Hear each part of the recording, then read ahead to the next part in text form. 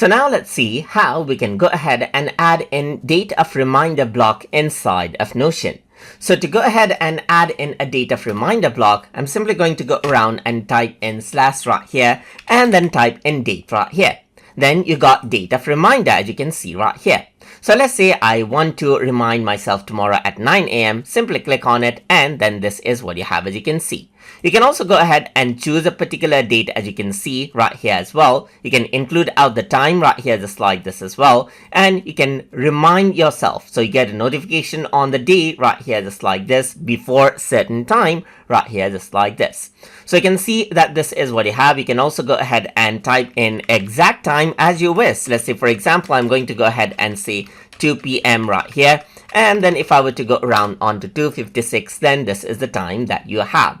So if I were to go around over here, then this is what you have, as you can see. You can go for 24-hour time format, or you can go for 12-hour time format right here, just like this as well. So that is how you can go ahead and add in a date of reminder block inside of Notion. So I hope you guys learned something as always. And as always, please like, comment, share, and subscribe.